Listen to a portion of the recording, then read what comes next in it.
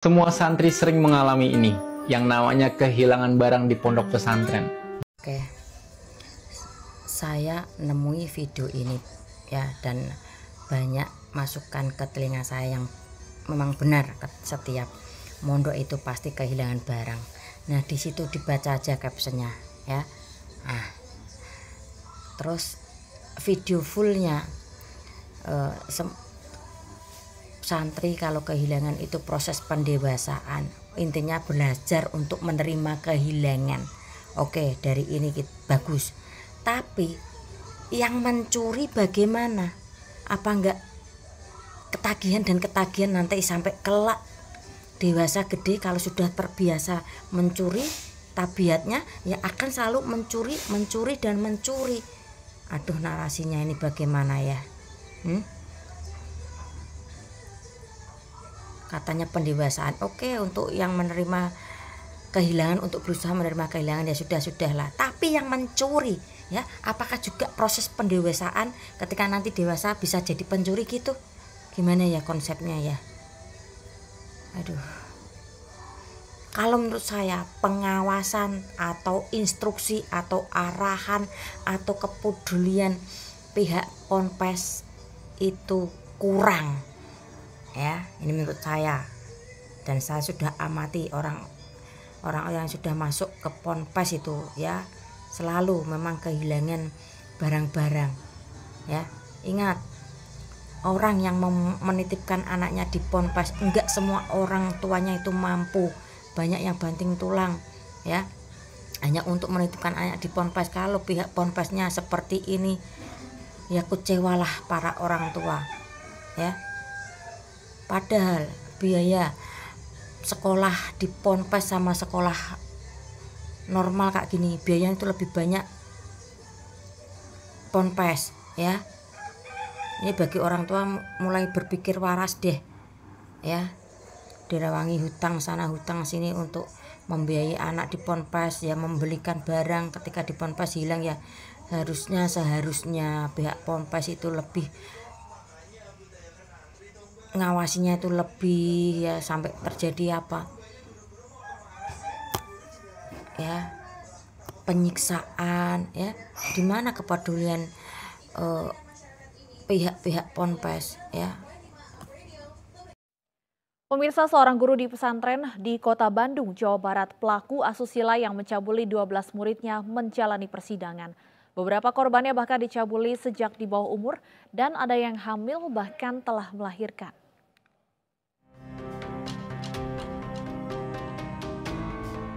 Di tempat inilah seorang guru pesantren melakukan tindak asusila terhadap belasan santriwati. Rumah berlantai 2 yang berlokasi di Jalan Antapani, Kota Bandung ini menjadi saksi bisu perbuatan bejat HW yang telah mencabuli 12 muridnya hingga hamil dan melahirkan. Pelaku HW tinggal di rumah yang sekaligus dijadikan yayasan ini sudah selama 5 tahun bersama istrinya. Ya memang tidur di sini ada yang tidur, ada yang enggak gitu. Tapi dia ganti-ganti kan santriwati itu tidur di sini berarti. Kira-kira ada berapa tuh Pak? Berapa santriwati yang tidur di sini, memang Bapak tahu aja? Yang saya tahu ada 5 lebih gitu, kadang ganti lagi santrinya. Sementara itu, penanganan perkara dugaan pidana perbuatan cabul terhadap anak ini sudah masuk ke pengadilan pada Selasa kemarin. Saksi yang diperiksa pun merupakan para saksi korban. Rencananya sidang lanjutan akan kembali digelar pada 21 Desember mendatang dengan mendatangkan kembali para saksi korban. Tim Liputan iNews melaporkan. Video memang khusus buat pendukungnya Mas Gibran ya. Sebetulnya itu saya sedih melihat Mas Gibran diolok-olok, digituin ya sebagai cawapres. Ingat, saya dulu pendukung 03, saya tidak ada dendam, tidak ada iri terhadap Mas Gibran ya. Perlu kalian ketahui pendukungnya Mas Gibran ya.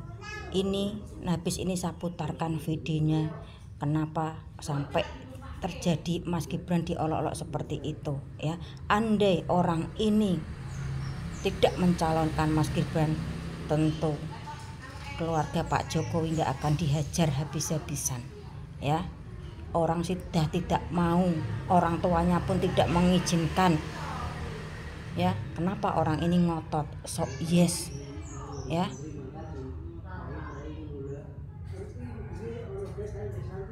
Mudah-mudahan kalian paham ya, nyampe ke otak kalian ya. Kenapa saya tidak mendukung Mas Gibran dulu? Ya ini, ada orang tidak mau, ada orang yang tidak ingin, kenapa dipaksa, ya.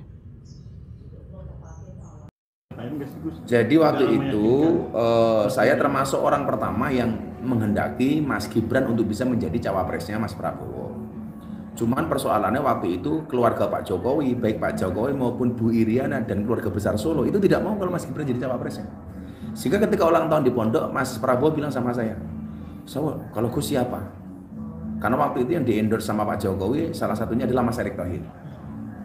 Sementara analisanya Mas Erick itu agak lemah di Jawa Timur. Sementara kita membutuhkan kemenangan di Jawa Timur.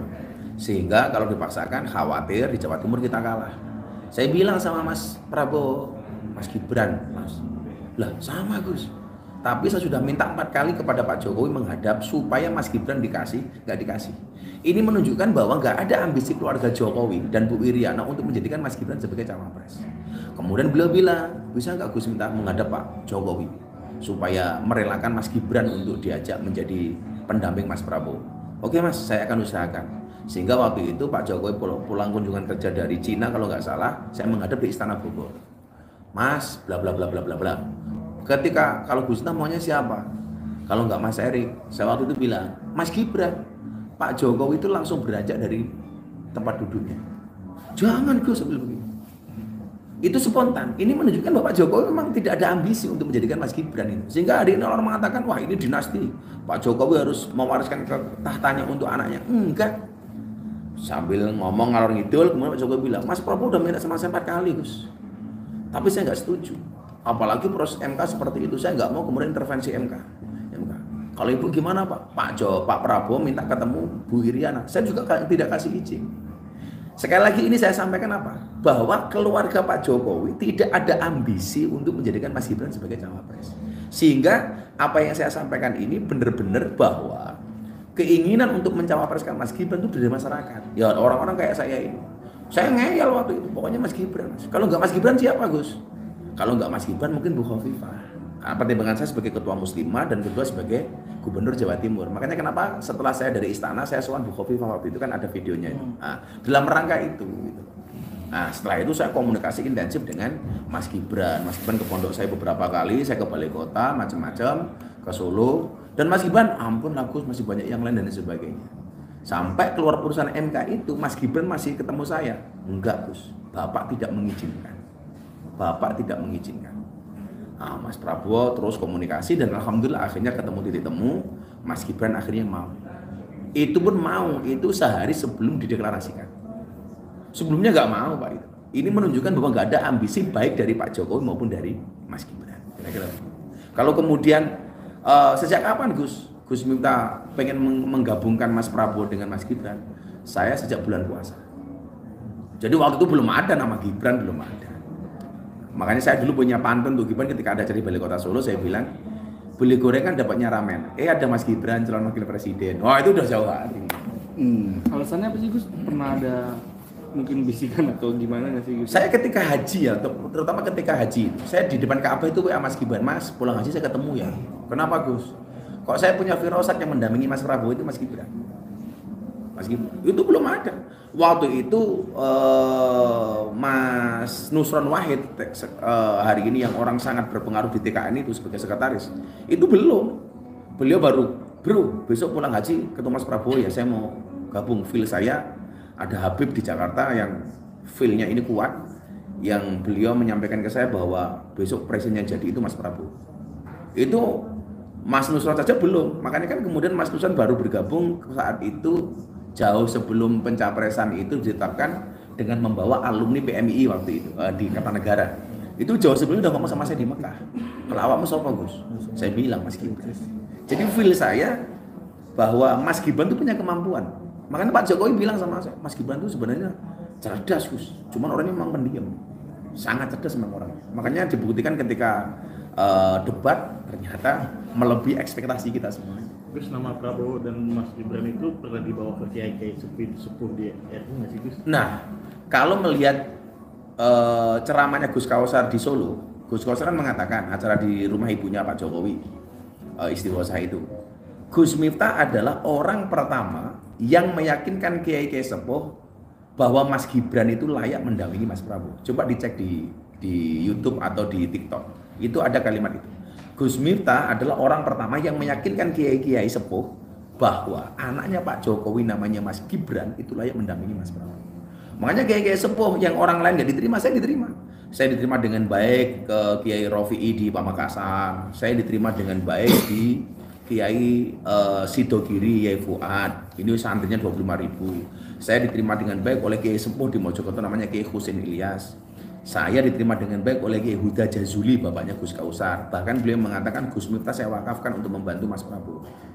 Yang membawa nama Mas Gibran kepada kiai-kiai sepuh ini yang pertama kali saya, termasuk ke Habib Lutfi. Ini yang paling layak untuk mendampingi Mas Prabowo adalah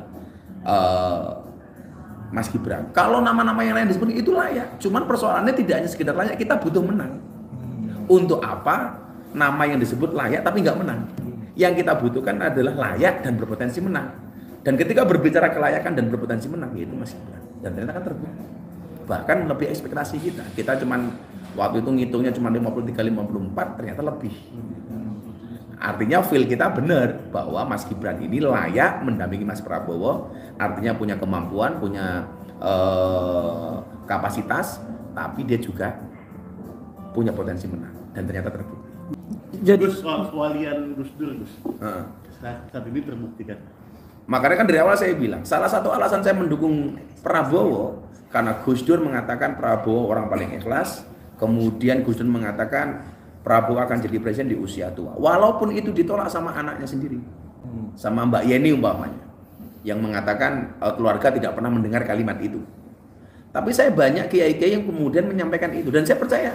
Makanya kemudian tugas kita sebagai santri adalah menjaga marwahnya Gus Dur, bahwa yang disampaikan Gus Dur itu benar. Sehingga kalau ini benar, gak ada yang meragukan kewalian Gus Dur. Dan ternyata benar. Gitu. Sehingga saya menghormati pihak keluarga yang kemarin karena faktor pemilu, faktor politik, yang mengatakan Gus Dur tidak pernah mengatakan itu atau tidak pernah mendengar kalimat itu. Tapi saya meyakini kalimat itu ada dari Gus Dur. Karena kiai-kiai yang selama ini dekat dengan Gus Dur banyak yang mengatakan itu. Tapi saat ini masyarakat jangan sampai meragukan lagi kualitas. Artinya hari ini dengan jumenengnya Mas Prabowo sebagai presiden tinggal nunggu waktu ini berarti apa yang disampaikan Gus Dur itu semuanya benar. Artinya kita tidak boleh meragukan kewalian seorang Gus Dur. Itu bagi saya lebih penting. Habis ini aku putarkan video ya. Wajar kalau orang ini ya pikirannya seperti itu. Kalau tidak direstui dedek bayi jadi solusi. Paham maksudnya? Ayo mulai berpikir. Udah paham dong maksudnya? Ya, saya kasih paham. Kalau tidak direstui, kentu dulu sebelum menikah. Ya, nanti ketika punya anak, nah mau nggak mau orang tua mau merestui ya. Kalau nggak paham, saya kasih paham. Ya wajar kalau otak orang ini ngeres ya, karena dulu kan viralnya itu masuk ke klub-klub malam ya atau diskotik pasti di situ ngaseng lah sebagai laki-laki melihat apa itu cewek-cewek yang seksi ya, tovut ya, jadi ini dibawa ke ceramah ya. Dan menurut kalian bagaimana? Ikan sepat, ikan teri, lo berempat gue sendiri. Kalau cinta tak direstui, dedek bayi jadi solusi. Dedek bayi jadi solusi.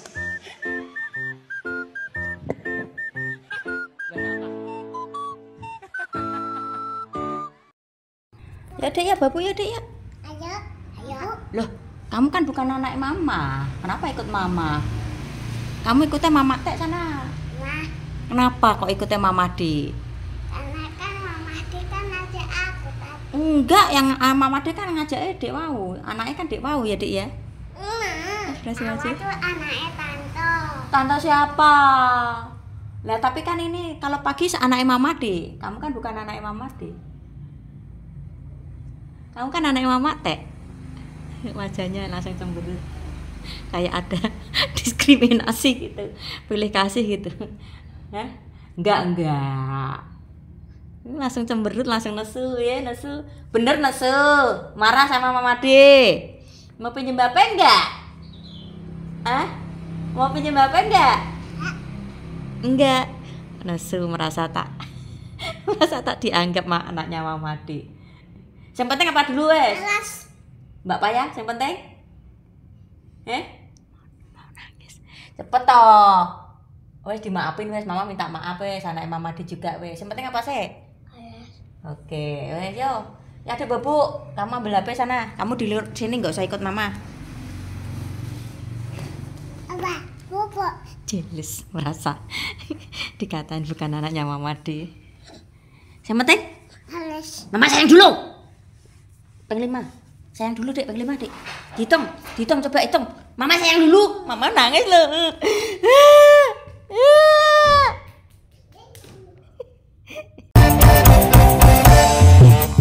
Netes banyune momo, aku nangis ketiban ondo.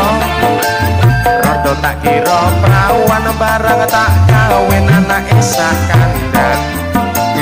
Pancen aku wis rondo tuan aku 5. Nanging aku sepisa diwolang-walik kaya goreng telo. Sapi mana larang regane Mas, anak 5 beda bapake. Ake orang ora melo gawe melo omong.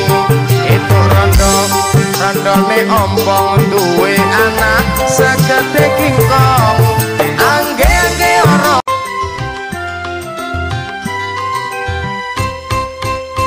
Pilih kloso Mas, apa pilih kasur? Podo-podo bisa kanggo turune.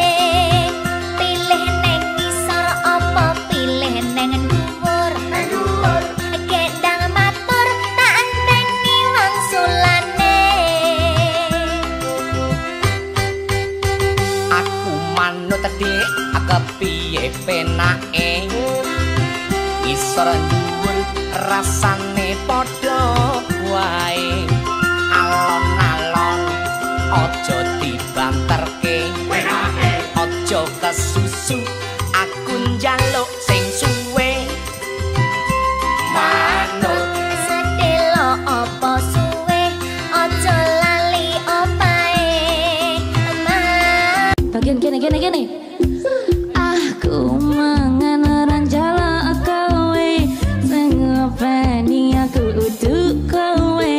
Urusana uripmu dhewe-dhewe. Empun siang sedaya, ayo niki lho barange. Kari manis, gurang manis sampai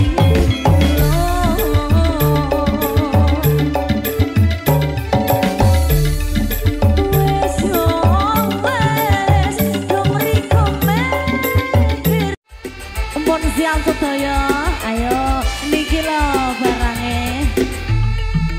Kari manis, gurang manis sampai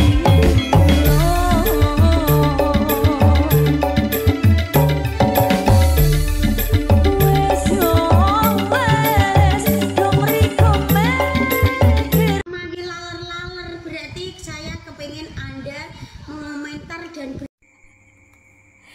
Aduh. Ya.